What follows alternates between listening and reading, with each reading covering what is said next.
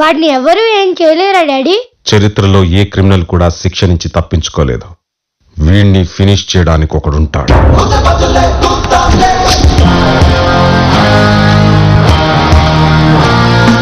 వాణ్ణి వాడి మనుషుల్ని ఏరి పారేయడానికి ఒక మిసైల్ లా వస్తుంది.